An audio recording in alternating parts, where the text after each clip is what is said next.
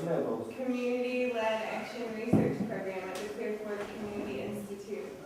It's a part of our Volunteers in Partnership program, and we call our Volunteers in Partnership our V.I.Ps, and this summer it has been 7 young adults from the Clearfork Valley who came to sit with us for 6 weeks to understand how to create and go through different types of research.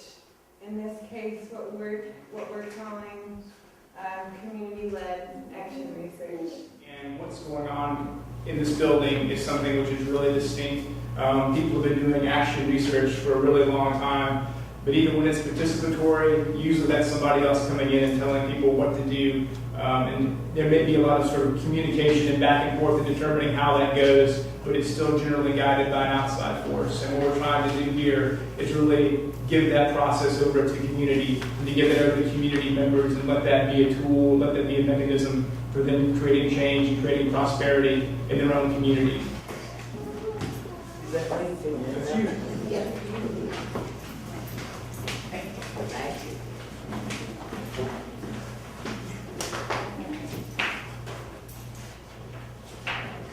Hello, my name is Candace Coffey. My research question was conserving the allotment. I learned that it could be, but for Gail and Gwen and Helen, they seen it more as a way to bring friends and family together for a good time, for a tradition. I would like to carry that on. Through this practicum, I learned to interview people, to transcribe, and to work with a group of awesome people. I also learned more about myself, and I want to thank Marie and Michelle and Carol for giving me the opportunity.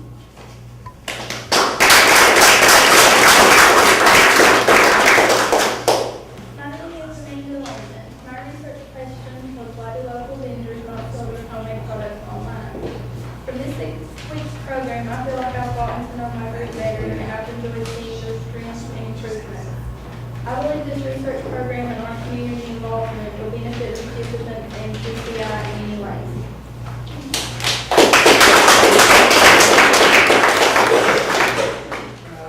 Welcome, ladies and gentlemen. My name is Christopher Marlow, or better known as Jack. My project is the reason I chose the project is so that the tradition could be carried on as the generations keep on going. And with all the knowledge I've learned in this course, hopefully I'll be able to carry it on next summer, if not before. What is sorghum? My name is Tiffany Hurst, and I've enjoyed working with Sam, Candace, Jack, Junior, Amanda, and Dustin. I've learned better people skills through all this. I've also learned a lot about the tradition of how sorghum got started. Hello, I'm Samson Marlow, and I took part of the 2012 V.I.P. Summer Practicum. And sorghum, as far as I know, from generations back, they've been using it for as many things as medicines. They used to prescribe, I learned they used to prescribe it for people for, when they're sick. It's got a lot of sweat equity, not a whole lot of monetary effort on my part, but there's a lot of weeding, and we got a lot of weeding to do to straighten it up. Thank you. My name is Junior Edwards, and I've been working on a World War II, how it affected the economy back then around here, and then and now, and learn a lot of interesting things. And hopefully I got some speeches I'm going to talk about, so you can find out what I find out, not what you like. Research design components. Asking questions. My question was, what is sorghum? I have found out what it was. It's a product made from a certain kind of cane that you can sit there and put in different kinds of recipes. And if we had some of the sorghum right now, we'd be able to show you some of the recipes. And generating data and exploring our community within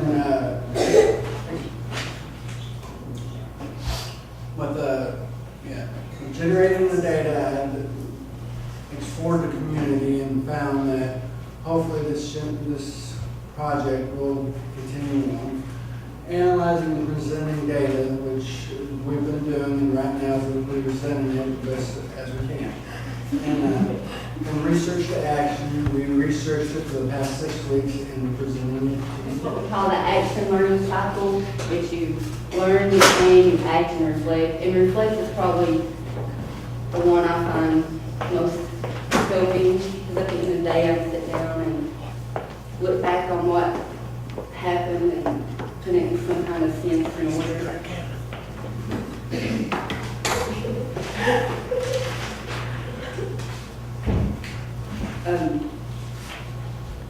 And I'm going to introduce now for our mock interview, Junior, Tiffany, and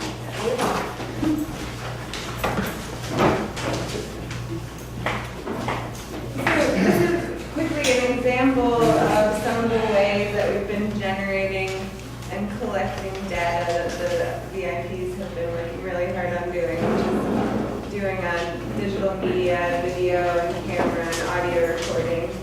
And so right now Skip is going to do a mock interview with juniors. Just tell us a little bit how you first got involved in this V.I.P. research project.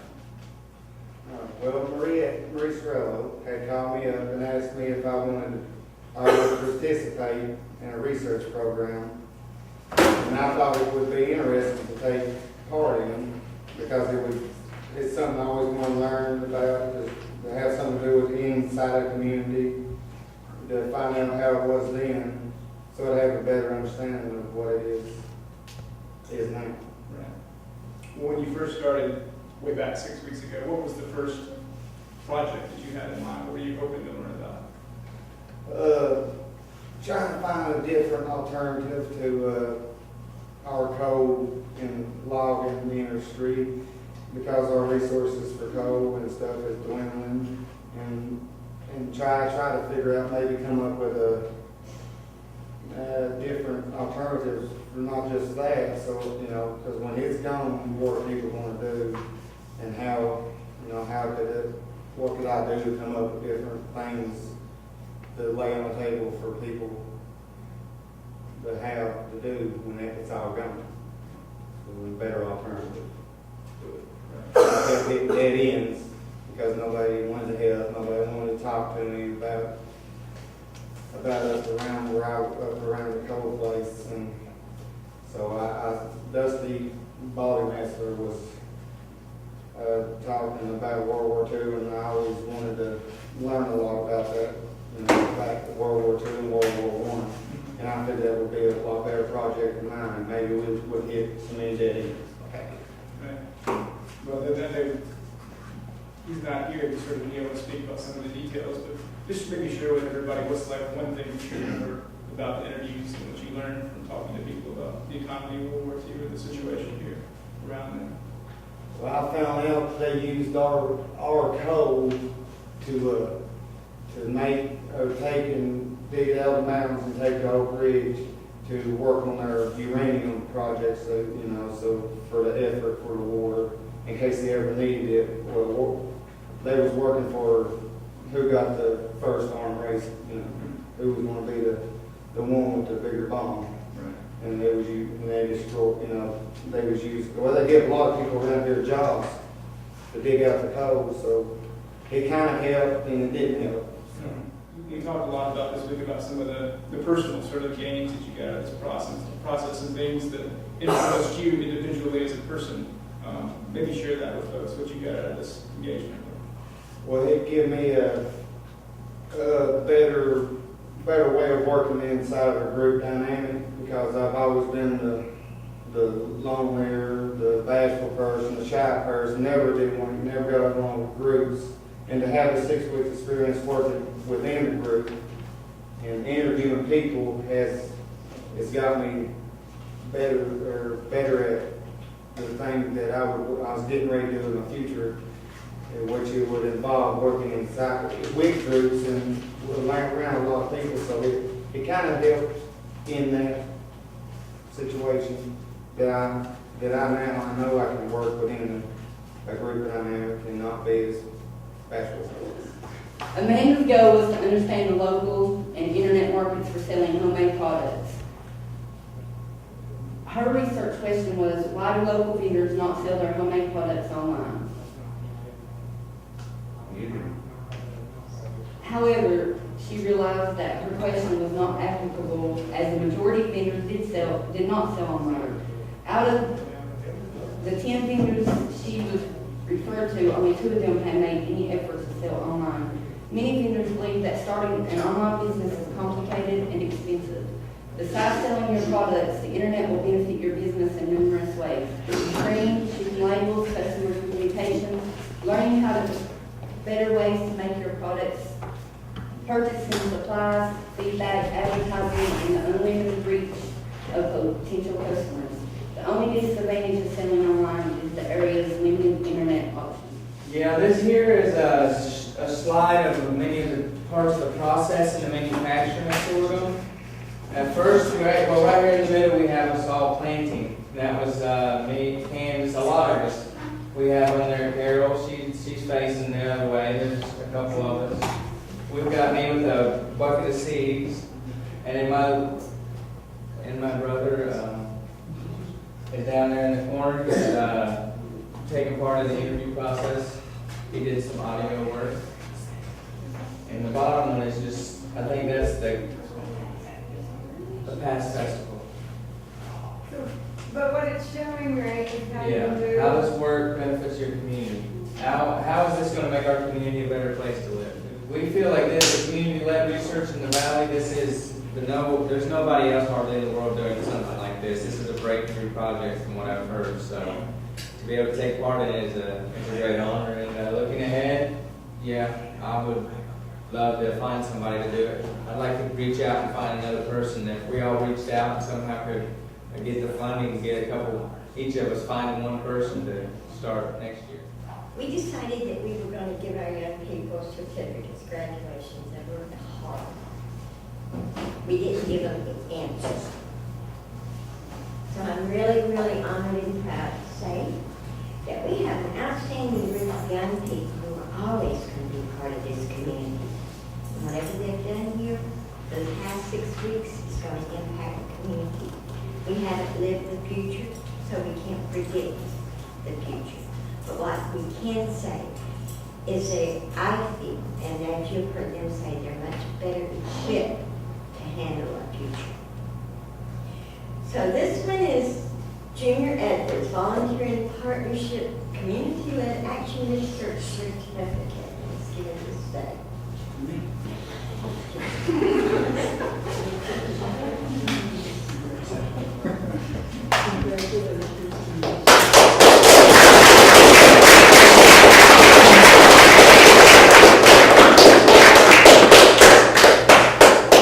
Tiffany Hurst would like to award you Community-Led Action Certificate.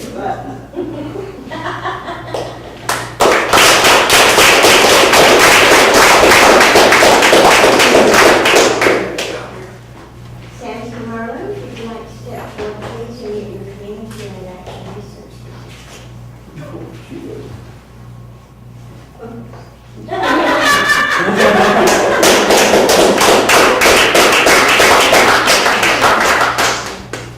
I have one for Christopher Marlow. Community-Led Action Research. Give good.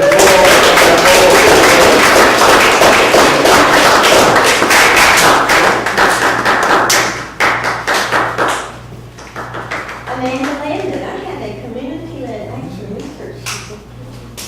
That's my pleasure. I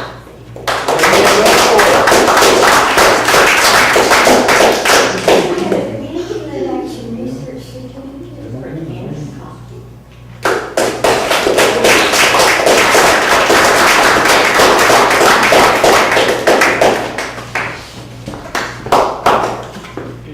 As you go from day to day, I can hear your